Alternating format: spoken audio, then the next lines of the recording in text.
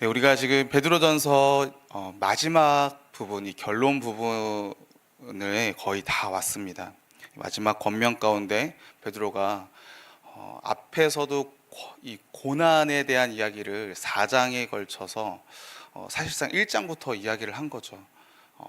아시아 교회에 아시아에 있는 흩어져 있는 이 나그네와 같은 생활을 하고 있었던 이 그리스도인들에게 그 가운데 은근한 핍박과 은근한 차별들, 이런 비방들, 이러한 그러한 것들이 있게 될 때에 어떻게 우리가 이 세상 가운데 살아가야 되는가, 이 고난에 대해서 이야기했습니다. 근데 요 마지막 5장, 이 4장 마지막까지도 이 고난에 대해서 마지막 권면 가운데 고난을 견뎌내라 라고 이렇게 이야기를 하고 있는 것이죠.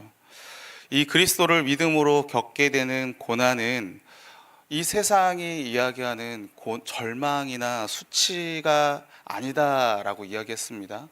고난이 곧 우리 성도들에게 복이다라고 이렇게 이야기를 했어요. 왜 그런가? 이 고난이 주어졌을 때 우리 그리스도인이, 내가 그리스도인으로서의 모습을 증명하게 되는 그런 계기가 이 고난이다라는 거예요. 그렇기 때문에 우리가 이 가운데 이거를 복이다라고 이렇게 이야기할 수 있다라는 것입니다. 그런데 그리스도인이다라고 이렇게 증명되는 그 과정 가운데 누가 임재하시는가? 하나님이 임재한다라는 거예요. 주를 위한 고난을 우리가 받게 될 때에 그 가운데 하나님의 영이 우리와 함께 있다, 함께 하게 된다라는 것을 우리가 알게 되고 믿음 가운데서 확인하게 된다라는 거예요. 그렇기 때문에 우리가 그 가운데 고난을 견뎌내라는 것입니다. 오늘 말씀도 마찬가지입니다. 오늘 본문 19절에서도 그러한 의미 가운데 이야기를 하고 있어요. 우리 19절 말씀 함께 읽겠습니다. 시작. 그러므로 하나님의 뜻대로 고난을 받은 자들은 또한 선을 행하는 가운데 그 영혼을 미쁘신 창조주께 의탁할지어다. 하나님께 의탁하면서 지금 이 하나님의 뜻대로 받는 고난을 견뎌내라라는 것입니다. 받으라라는 거예요. 여러분들, 그러면 우리가 앞에 이야기했던 고난이 복입니다. 하나님의 임재함이 있고요. 우리가 그리스도인 됨을 증명하는 모습이기 때문에 고난이 복입니다. 그러니까 견뎌내십시오. 이렇게 딱 이야기했을 때 엄청난 위로가 되고, 이제부터 우리가 고난 다 견뎌내겠습니다. 이게 될까요? 된다고 말씀하시는 분들도 계실 겁니다, 분명히.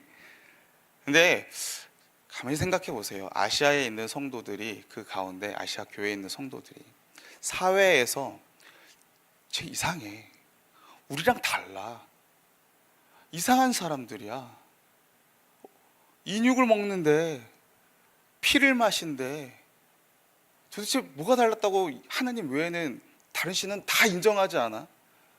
다신 문화들이잖아요. 근데 그게 배척하는 그 모습 보면서 왜 사회에 물을 흐리려고 해?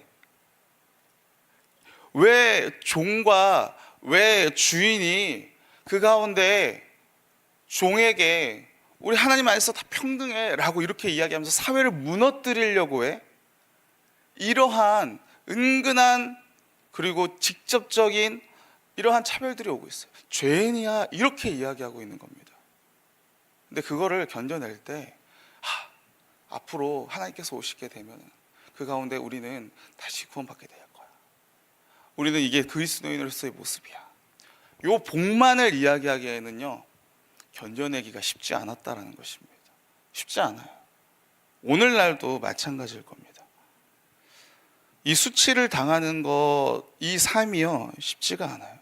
그래서 오늘 이 베드로는요, 앞에서도 고난에 대해서도, 고난의 좋은 점들에 대해서도 이야기하고요, 오늘 본문에서도 고난에 대해서 좋은 점을 이야기를 합니다.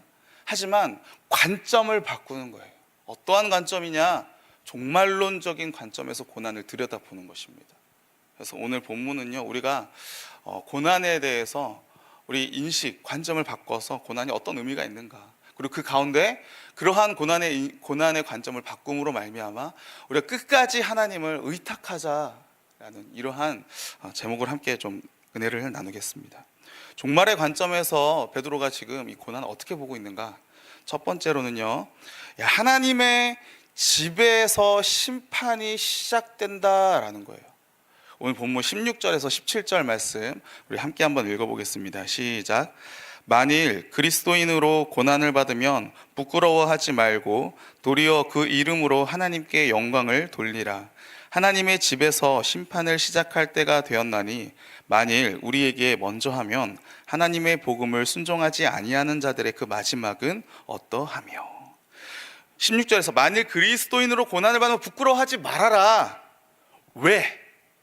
왜냐하면 하나님의 집에서 심판을 시작할 때가 됐다. 고난을 받게 되는 그 순간이 바로 하나님의 집에서 이 심판이 시작한 때다. 그러니까 고난을 부끄러워하지 말아라 라고 이렇게 이야기를 하고 있다라는 거예요. 그러면 우리는요, 고민하게 됩니다. 하나님의 집에서 심판이 먼저 시작된다라는 말이 도대체 무슨 말입니까? 무슨 말이에요 이게? 하나님의 집에서 심판이 먼저 시작된다. 그러면 하나님의 집, 믿는 자들이잖아요, 그렇죠? 하나님의 성전, 하나님의 성전된 우리들, 교회를 이야기를 합니다. 그런데 이러한 딱 질문을 들게 되면은요, 과거에서부터 이런 질문이 생겼어요. 하나님의 심판대 앞에 믿는 자들이 서게 됩니까? 우리 죽고 나면은요, 하나님의 심판대 앞에 섭니까? 요한복음 5장 24절 한번 살펴볼까요? 요한복음 5장 24절.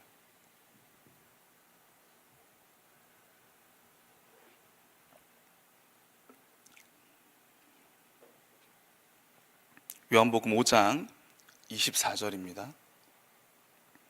같이 한번 읽어보겠습니다. 시작. 내가 진실로 진실로 너희에게 이르노니 내 말을 듣고 또 나 보내신 이를 믿는 자는 영생을 얻었고 심판에 이르지 아니하나니 사망에서 생명으로 옮겨느니라. 심판 받아요? 안 받아요? 이거 지금 누가 말씀하신 거예요? 예수님께서 말씀하신 거예요. 우리 믿는 자들은 죽은 다음에 심판대 앞에 섭니까? 자, 그러면 고린도 후서 5장 10절도 한번 찾아보겠습니다. 고린도 후서 5장 10절.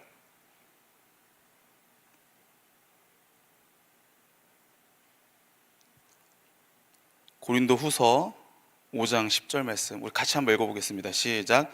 이는 우리가 다 반드시 그리스도의 심판대 앞에 나타나게 되어 각각 선악간에 그 몸으로 행한 것을 따라 받으려 함이라. 심판대 앞에 섭니까? 네, 쓰네요. 한 입 갖고 두 말하고 있는 것 같지 않습니까? 이것 때문에요, 성경의 곳곳에 어느 부분에는 더 이상 로마서만 해도 정죄함이 없다. 근데 조금만 더 가면은요, 우리가 다 행한 대로 주님 앞에 심판받게 될 거다. 이렇게 막 이야기를 해요. 그러니까 어느 지정, 어느 신학에서는 우리 믿는 자들이요, 죽고 딱 눈에 딱 떴을 때 하나님의 심판대가 보입니다. 그러면 끝난 거예요. 이렇게 이야기해요. 근데 눈을 떴을 때 하나님의 심판대가 안 보이고 하나님과 보좌 우편에 있는 우리의 서 있는 모습을 보게 되면은요, 우리도 괜찮은 겁니다.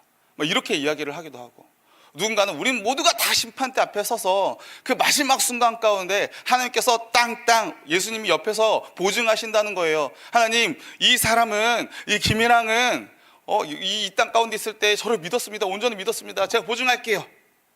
이렇게 간다는 거예요. 성경이 두 개 다 이야기하고 있어요. 어떻게 이해해야 되는가? 쉽지 않습니다, 이게. 그런데 중요한 것은 뭐냐? 어떤 분은 또 이렇게 이야기해요. 우리 그리스도인들은 이 가운데 이 심판대 가운데 구원을 받는 정죄함의 심판이 아니라, 우리 그리스도는 하나님 앞에 섰을 때 상벌에 대한 심판이라는 거예요. 상벌, 구원에 대한 심판이 아니라 상벌에 대한 심판. 이렇게도 해석을 합니다. 그것도 사실상 성경에 나와 있는 모습이니까요. 근데 받는가 안 받는가라는 것을 사실 우리는 몰라요, 지금.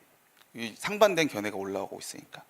하지만 반드시 하나님의 그 결정, 하나님의 땅땅땅 하는 요 심판, 요 결정, 판결이죠, 판결.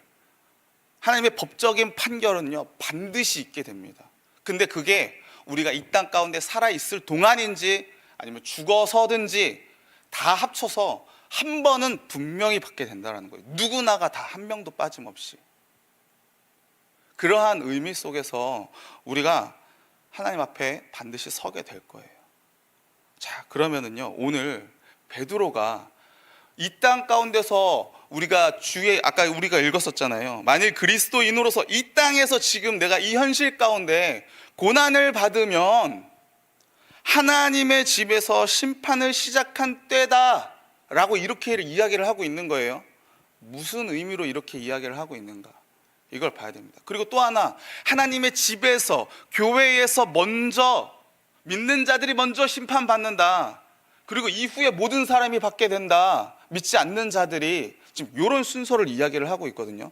그러한 개념은 또 어디서 가지고 오는 건가, 이런 걸 우리가 봐야 됩니다. 자, 우리 예레미야서 25장 29절을 한번 찾아보겠습니다. 예레미야서 25장 29절이에요.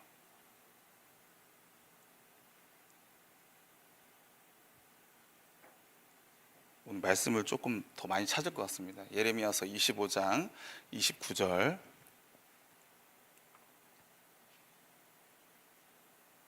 함께 한번 읽어보겠습니다. 시작. 보라, 내가 내 이름으로 일컬음을 받은 성에서부터 재앙 내리기를 시작하였은즉 너희가 어찌 능히 형벌을 면할 수 있느냐?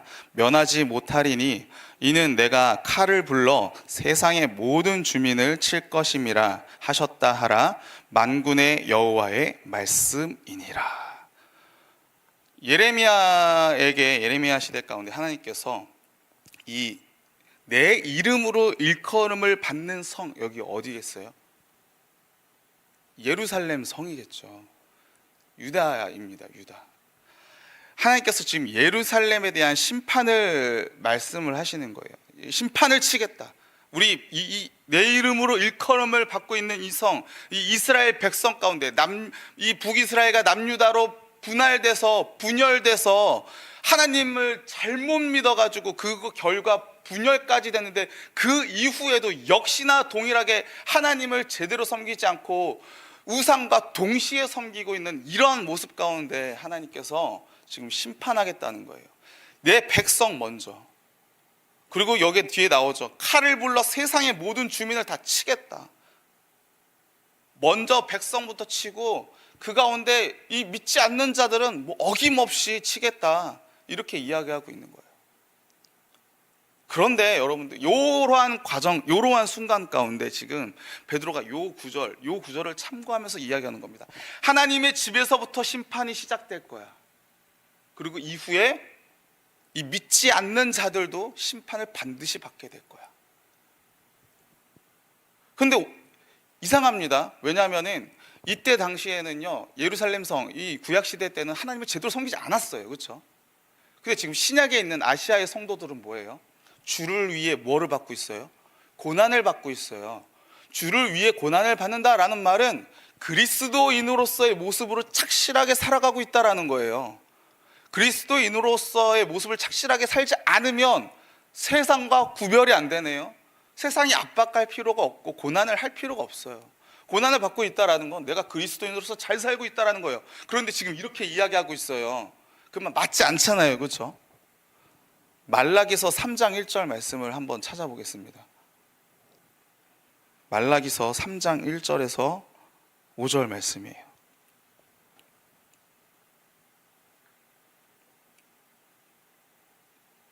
말라기서 3장 1절에서 5절 말씀. 제가 읽어보겠습니다.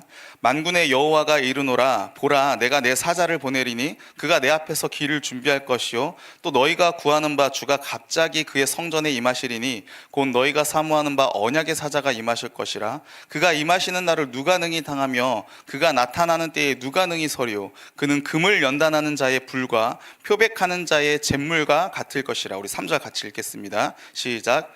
그가 은을 연단하여 깨끗하게 하는 자 같이 앉아서 레위 자손을 깨끗하게 하되 금, 은 같이 그들을 연단하리니 그들이 공의로운 제물을 나 여호와께 바칠 것이라. 그때에 유다와 예루살렘의 봉헌물이 옛날과 고대와 같이 나 여호와께 기쁨이 되려니와 내가 심판하러 너희에게 임할 것이라. 점치는 자에게와 간음하는 자에게와 거짓 맹세하는 자에게와 품꾼의 싹에 대하여 억울하게 하며 과부와 고아를 압제하며 나그네를 억울하게 하며 나를 경외하지 아니하는 자들에게 속히 증언하리라. 만군의 여호와가 말하였느니라. 요 말라기 말씀 우리는요 1절 잘 알고 있습니다. 예수님께서 오시기 전에 메시아가 오실 그 마지막 순간을, 사실 메시아가 오게 될 거다, 구원의 순간을 이야기를 하고 있는 거잖아요. 메시아가 오게 될 거다. 근데 그거를 예비한다. 우리는요 이거를 보면서 침례 요한 이야기를 아주 잘하고 있어요. 그렇죠? 그 순간 복음서가 요 구절을 다 인용을 하고 있잖아요. 근데 요 마지막 부분, 물론 예수님께서 초림을 하시는 게 종말의 시작이잖아요. 그렇죠? 예수님께서 초림을 하시는 게 종말의 시작이에요. 근데 요 이전의 구약에서는요 초림, 재림 이거를 구분해서 이야기하지 않는단 말입니다. 몰라요. 그러니까 지금 말라기 3장에 나오는 것은 종말의 마지막 메시아가 오실 것에 대한 종말의 관점에서 이야기를 하고 있어요. 근데 이때도 심판입니다. 근데 단순한 심판이 아니에요. 이 심판이 내려질 것인데 3절에 우리가 읽었었죠. 레위 자손을 깨끗하게 연단시킨다라는 거예요. 그러면 우리가 생각할 수 있을 겁니다. 주님께서 심판하러 오실 때 상벌을 가리는 심판만이 아니라 레위 자손을 깨끗해 하는 정결의 그런 연단의 의미도 있다. 그것이 시작된다라는 거예요. 베드로는 지금 요 구약에서 하나님의 집에서부터 심판이 시작돼서 이방인에까지 이르게 될 심판을 이야기하고 또 그 의미를 지금 이 현재의 이 현실 속에서 고난을 받고 있는 요 모습을 연단의 모습이랑 같이 연관지어서 짬뽕해서 지금 이야기를 하고 있는 거예요. 그러니까 그리스도인들이 이 땅 가운데서 주를 위해서 내가 고난을 견뎌내는 이러한 상황을 하나님께서는 이미 그리스도인들을 향해서 재고 있는 거예요. 심판이. 왜? 이거를 통해서 그리스도인, 참된 그리스도인이 드러나기 때문에, 증명되기 때문에 심판의 시험대 앞에 우리가 딱 이 땅에서 지금 서고 있는 겁니다. 그런 의미로 우리가 고난을, 이 땅 가운데 고난을 보게 되면요, 고난은요 단순히 우리의 믿음이 성장하는 것, 우리의 믿음이 견뎌내는 것, 우리가 발전하는 것, 이런 의미로 끝나는 게 아니라는 관점이 바뀌어지는 거예요. 심판대 앞에 서는 거예요. 우리는 이 땅에서요. 그러면은요 부끄러워하겠습니까? 부끄러워할 여유가 있을까요? 이 땅에 지금 이 순간이 심판대라고 생각을 한다면은요, 아니에요. 나중에라는 말을 할 수가 없어요. 하나님, 주님, 제가 나중에 열심히 할게요. 주님, 제가 이 고난 나중에 뭔가 할게요. 이게 안 된단 말입니다. 근데 고난을 받고 있어요. 견디고 있어요. 그러면 그 견디고 있는 사람들한테 지금 내가 견디는 것, 내가 이렇게 살아내는 것, 근데 이게 지금 심판이래요. 이게 지금 구원의 확정이래요. 그러면 이 사람들한테 이 의미는 엄청난 위로와 격려로 오지 않겠습니까? 그런 의미 가운데 지금 베드로가 이야기하고 있는 거예요. 여러분들, 우리가 이 땅 가운데 살아가고 있는 지금 이 순간, 믿음은요 지금 이 순간 결정되는 겁니다. 미뤄놓지 못해요. 여유롭지 못해요. 고난을 내가 받고 있다라고 한다면 그 가운데 기뻐할 뿐이라는 것입니다.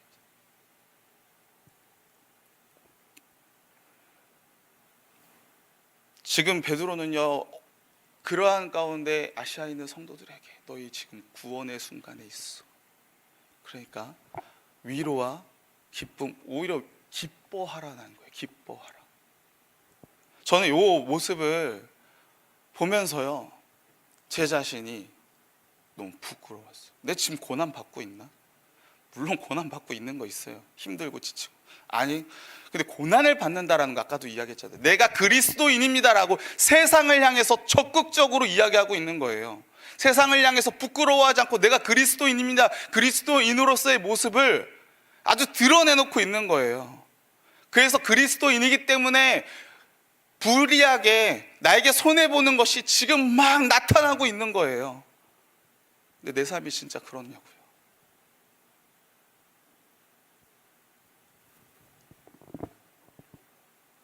바쁘다는 이유로, 제가 여기 와서 지금 한 명이 비고 있으니까 일이 더 많아졌어요. 더 바빠요. 우리 아이들한테, 우리 청년들한테 더 만나고 더 전하고 더 연락해야 되는데 핑계로 하지 못하고 있는 거예요. 이 말씀을 탁 읽자마자 양심에 팍 찌르고 오는 거예요. 적극적이냐 지금? 그리스도인으로서 너가 적극적으로 살아가고 있냐? 복음 전하는 것에 있어서 수동적인 게 아니라 적극적으로 내 삶 가운데서 살아가고 있냐? 자발적인 게 아니라 적극적으로. 그게 제 마음에 팍 찌르더라고요. 아마 함께하는 성도님들도 마찬가지일 겁니다. 먹고 사는 거 지금 나라 경제가 너무 어려우니까, 바쁘니까 이해합니다. 이해해요. 근데 주를 위한 고난, 주를 위한 피해, 주를 위한 짐, 부담 받고 있는가? 내가 적극적인가? 우리가 되돌아봐야 된다는 거예요. 그런 의미에서 지금 우리가 이 가운데 알아야 될 게 뭐냐면요, 이 구원이요 쉽지 않습니다. 정말 쉽지가 않다라는 거예요. 마음으로 믿어 의에 이르고 입으로 신하여 구원에 이르리라. 예수님 믿었습니다. 믿어지고 그 가운데 내 입으로 고백하면 구원이 완성된 건가요? 그렇지 않은 것 같아요. 그 지단한 고단한 이 삶을요, 그 가운데서도, 고단 속에서도 이 고백을 할 수 있는가? 오늘 본문 17절 18절 말씀 우리 같이 한번 읽어보겠습니다. 시작. 하나님의 집에서 심판을 시작할 때가 되었나니 만일 우리에게 먼저 하면 하나님의 복음을 순종하지 아니하는 자들의 그 마지막은 어떠하며, 또 의인이 겨우 구원을 받으면 경건하지 아니한 자와 죄인은 어디에 서리요. 여러분들, 의인이 겨우 구원을 받는다라는 의미가 뭐겠습니까? 하나님이 하나님의 자녀들을 구원함에 있어서 하나님의 구원의 능력이 모자르다라는 거예요? 하나님이 겨우겨우 구원하신다는 거예요? 그런 말 아니잖아요, 그렇죠? 그리고 의인이 겨우 구원을 받는다라는 게, 의인이 힘들게 자기 힘으로 어떻게 해가지고 자기 능력으로 어떻게 공로를 쌓아서 자기 힘으로 구원을 받는다라는 거예요? 그것도 아니죠, 그렇죠? 의인이 겨우 구원을 받는다라는 의미는요, 잠언서의 말씀을 이 베드로가 가지고 온 거예요. 잠언서 11장 31절에 이렇게 나와 있습니다. 보라, 의인이라도 이 세상에서 보응을 받겠거든 하물며 악인과 죄인이리요. 의인도요, 이 땅 가운데서 보응을 받는다라는 것입니다. 보응을 받는다. 의인도 이 땅 가운데서 잘못하면 하나님 앞에서 징벌 받고요, 의인으로서 살아감에 있어서, 의인됨으로 살아감에 있어서 그 가운데 그 값을 치르게 된다라는 거예요. 그게 뭐겠습니까? 너만 잘났냐? 사람의 생각, 사람의 손가락질, 사람의 비방들, 배척들, 그로 말미암아 의인들이 겪어내는 인내들을 이야기를 하는 겁니다. 고난들을 이야기를 하는 거예요. 의인이라도 그 죄가 묵인되지 않고 예외 없이 형벌을 받는데 하물며 악인은 어떠하겠는가? 의인도 정말로 그 가운데 인내와 인내함 가운데 살아가면서 하나님께서 이끌어 주시죠. 우리를 반드시 이끌어 주실 것입니다. 그런데 어떻게 해요? 우리 의인들에게 인내함을 끊임없이 풍성히 주시는 거예요. 그 구원이 이루도록, 완성되도록. 그게 성도의 견인이라면서요. 성령 충만함의 모습이 뭡니까? 거룩함입니까? 주님, 말씀 읽고요, 기도하고요. 그것도 맞죠. 진짜 성령 충만함의 모습, 우리가 끝까지 주를 어려움 가운데서도 포기하지 않고 그 가운데 계속 주를 의지하고 주를 놓지 않으려고 하는 이 마음, 주님께 어떻게 해서든지 붙어 있으려고 하는 이 마음, 이게 성령 충만함인 거예요. 하물며 죄인들은 어떠하겠습니까? 의인도 인내 가운데 하면서 가게 되는데 죄인들은요, 말할 것도 없어요. 그런 의미 속에서 우리는요, 쉽지 않습니다. 예수님도 말씀하셨잖아요. 좁은 문으로 들어가기를 구원하는 자가 많으나 일부만 찾게 될 것이다. 좁은 문입니다.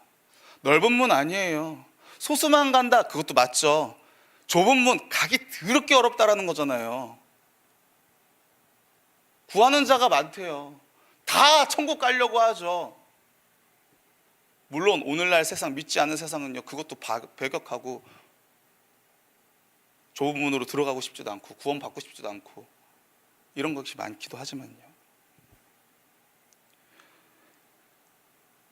주님께서 죄의 대속을 위해서 그 모진 십자가의 고통을 다 짊어지시고 가셨고 우리 역시도 그 길을 가는 것입니다. 주님 앞에 끝까지 인내할 결의와 지구력, 그 믿음의 인내를 갖고 있어야 돼요. 가져야 돼요, 충분히. 그리고 계속 강구해야 돼요, 그것을 위해서. 여러분들, 우리도 지금 마찬가지입니다. 사회적으로 기독교인들 비방하고 있잖아요, 그렇죠? 어느 나라에서는요, 법으로 제정을 하고 있어요. 더 이상 앞으로 어떻게 될지 모르잖아요, 그렇죠? 분명한 거는 뭡니까? 쉽지는 않다라는 것입니다. 드러나게 될 거예요. 우리 개인의 상황 가운데서도 마찬가지입니다. 그냥 핍박만 있을까요? 고난이요? 미혹과 유혹과 이 세상 흐름 가운데 오는 가치관 가운데 혼용되고 혼동되고 이런 가운데 우리도요, 계속 넘어지는 겁니다. 실패하는 겁니다. 연약해요. 훨씬 더 많이요. 그래서 지금 심지어 이 말을 누가 하고 있는 거예요? 베드로가 이야기하고 있는 거잖아요. 베드로도 넘어지고 일어나고 넘어지고 일어나고 아주 큰 죄를 지지 않았습니까? 예수님을 부인하는 죄를요, 3번이나 부인하는 죄를요, 자기 자신을 저주하면서까지 부인하는 죄를요. 얼마나 통곡했을까? 슬피 울었다 이야기하고 있잖아요, 그렇죠? 얼마나 자기 자신이 미워졌을까? 얼마나 하나님 앞에 예수님 나타나셨을 때에 얼마나 부끄러웠을까? 그러니까 베드로가 죽을 때 예수님처럼 십자가에 못 박혀 죽는 게 아니라 이것도 자기는 그럴 자격이 없으니까 거꾸로 매달려 죽겠다. 십자가에 거꾸로 매달려 죽었잖아요, 순교를. 그러니까 베드로는요, 우리한테 살아계실 때 예수님을 배반하는 그 마음, 양심의 가책, 죄책, 이게 이후에 고난 받을 거, 이게 너무나 아프니까 지금 인내해라. 힘들어도 인내해라라는 거예요. 그렇게 하기 위해서 우리가 해야 될 것은요, 할 수 있는 것은요, 오직 마지막입니다. 주님을 의탁하는 수밖에 없어요. 우리 능력으로 안 돼요. 우리 19절 말씀, 그런 의미로 우리 같이 한번 읽어보겠습니다. 시작. 그러므로 하나님의 뜻대로 고난을 받는 자들은 또한 선을 행하는 가운데 그 영혼을 미쁘신 창조주께 의탁할지어다. 영혼을 창조주께 의탁하라라고요. 우리의 영혼, 내 존재 전체를 하나님 앞에 의탁하라는 거예요. 그 손에 맡겨내라는 거예요. 이 하나님의 고난을 우리가 잘 견뎌낼 수 있게, 끝까지 인내할 수 있게, 내 삶을, 나의 삶의 행복을, 나의 삶의 형통함을 주님 앞에 의탁하는 게 아니라 고난을 잘 견딜 수 있게 의탁하라는 겁니다. 하나님을 배신하지 않게. 여러분들 삶이 잘 되고 사정이 좋을 때, 우리의 사정이 좋을 때 하나님 믿는 거요 쉽대요. 왜요? 좋은 게 좋은 것이라. 내가 평안한데요. 하나님께서 내 가운데 평안 주셨는데요. 하지만 힘든 고난 가운데 그럼에도 불구하고 내가 주를 믿는다라는 것은요, 심지어 내가 잘못해서 짓는 죄도 아니고 예수 믿는다라는 이유 하나로 비방과 고난과 어떤 물리적, 어떤 경제적, 관계적 이런 걸 받을 때는요, 이게 맞나? 생각이 든다라는 거예요. 쉽지 않다라는 겁니다. 하나님의 자녀인데 왜 이 고난을 방치하십니까? 우리 머리로는 알고 있어요, 이제 다.